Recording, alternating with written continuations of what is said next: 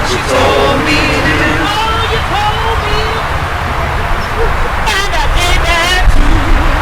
I done what you told me to do. Oh, you told me to love me. I done what you told me to do. Oh, you told me to, and I did that too. I done what you told me to do.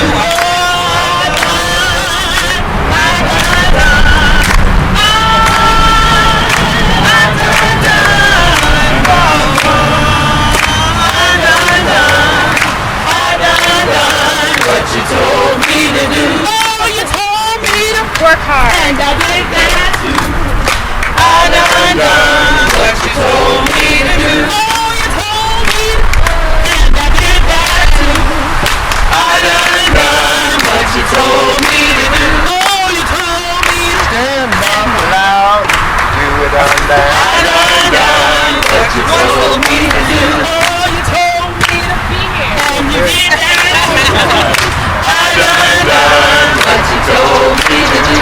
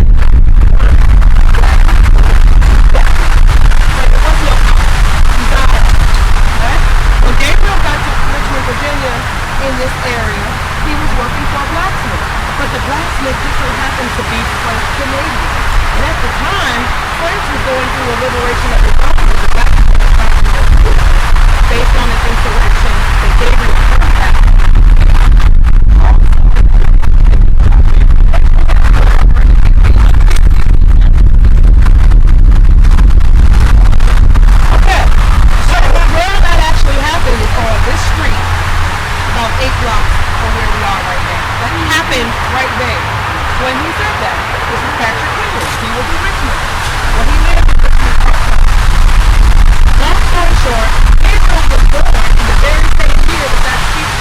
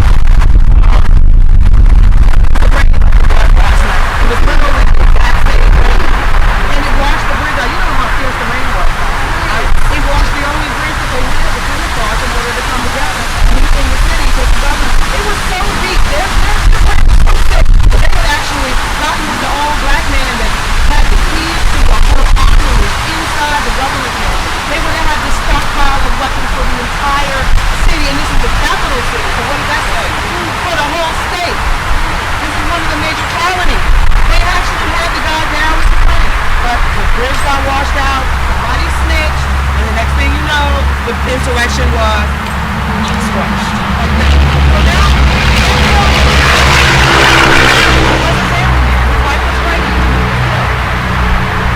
his wife survived to tell the story of a lot of the things that happened when they were planning this thing. And mind you, there's a lot of this you're not going to read in the book. You can only wait until you dream.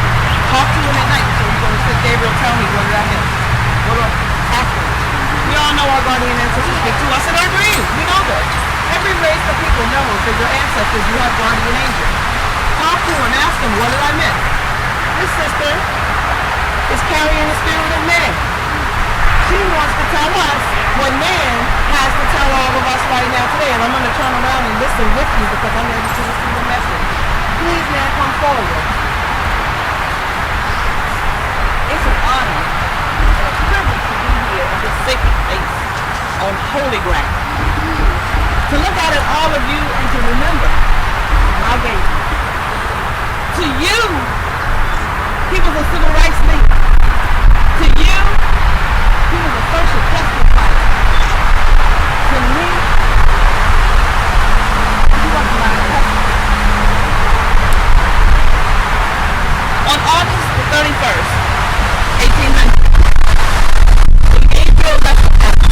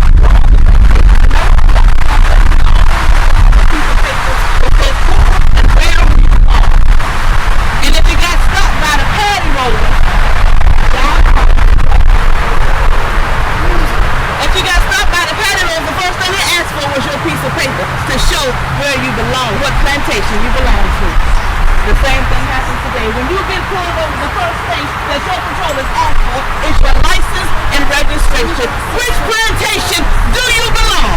Do you belong here? Should you be here? People are still going through the same struggle that we went through 216 years ago, 400 years ago. From the first time a black foot stepped into this country, they set the odds against us. They set the odds against us. You stand on the shoulder. You have a better view than what we ever had. You have more opportunities than we ever had. We had to fight in secret for our children to read a book. And when I hear about them closing school systems because they're not operating at standard level, and they're finishing in the book industry. Teach the children. The schools are not going to do it. Teach them their history, because if not, they are doomed to repeat it. This Confederate flag thing that y'all fighting about, nobody care about no flag. Nobody care about no flag.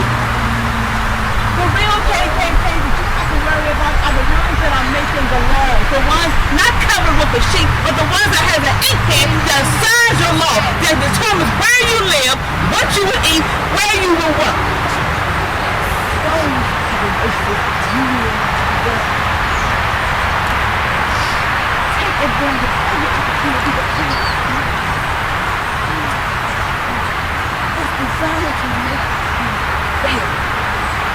Our hearts break when we see that single mother that can't afford to live in a nice neighborhood to give her child that education. Is forced to live in neighborhoods where the schools are not that great. Set up for failure. Don't let them run. Stand up, black people. You all have something to give for this fight. Don't think that it's too small that you can't give it. If it's nothing but education to the next generation, that's what you give them. They used to say that educated black people are the dangerous black people, but it means you're free black people. Get your education. Get your freedom. And stay free. Rise up, black people. Rise up, black people. Rise up. Rise up.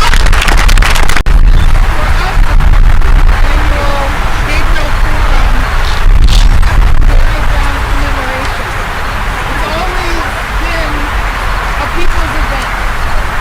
We have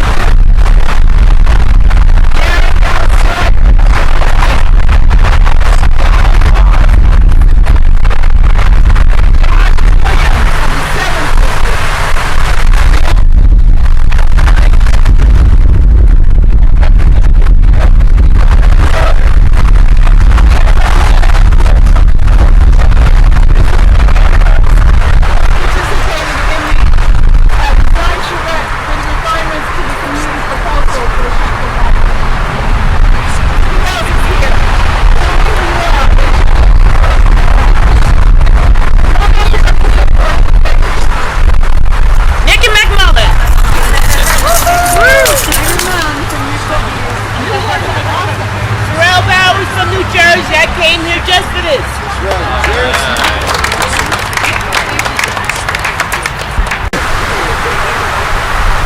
As we have been and will be every year on or about October 10th. And they're going to have a black man standing passively with change dropping from his hands, as if somehow that happened magically. And the woman holding a baby and a copy of the Emancipation Proclamation, which did not free a single person. It did not, sure, that's if right. you read it, it says all enslaved people are free except for the following places. And the following places were all the places where the Union Army was in control. They had to spend pages on Virginia.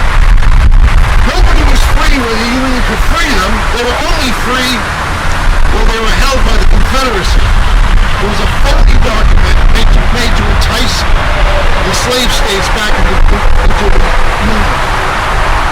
Black people freed themselves. They ran away. They rose up. They killed their owners. And 200,000 joined the Union Army and turned the tide of the war. They self-emancipated. And it's an insult to continue to perpetuate the myth that it was a white man in Washington who started the war, never intending to attack slavery. Where is the statue to Gabriel? How can this be? How can the city spend thousands of dollars a year to clean the statues of the Confederate traitors on Monument Avenue and have no money to clean the grave of Maggie Robert and John Mitchell? How is that possible? This struggle has been going on for at least 25 years, and it's at 3 stages. The first stage was to lift a parking lot owned by a state institution, the same state that murdered Gabriel, to get their asphalt off of the ancestors on this sacred ground. And that struggle was successful. And in May of 2011, that parking lot came up. No thanks to the city government. It was a community struggle. Salim Kafat and Sadar Amin and the defenders and many others were involved in that. The second stage was to stop the despicable scheme to put a baseball stadium in the heart of Bottom, perpetrated by not only the mayor, but by Venture Richmond, the organization of the 1% ruling class in the city. Look at the website, Venture Richmond. Go to the board of directors. It's about 85 of the leaders of all the corporations, banks, universities, and media. That's who runs the city. That's who we're up against. Struggle.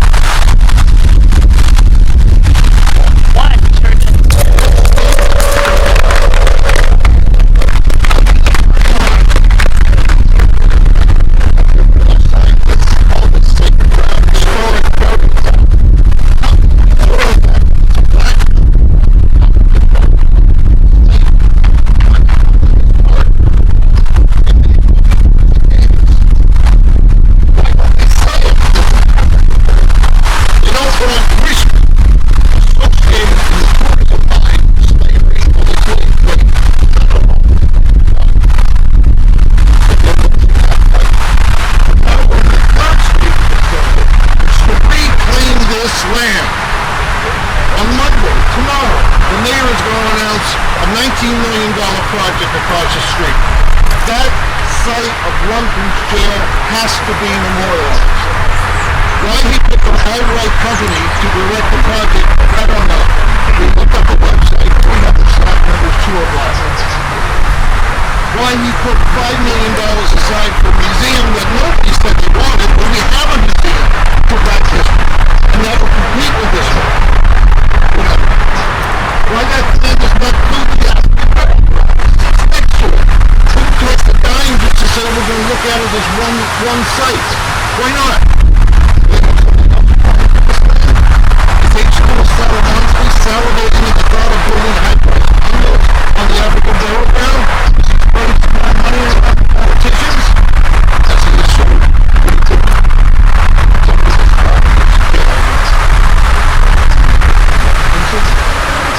Am I telling the truth?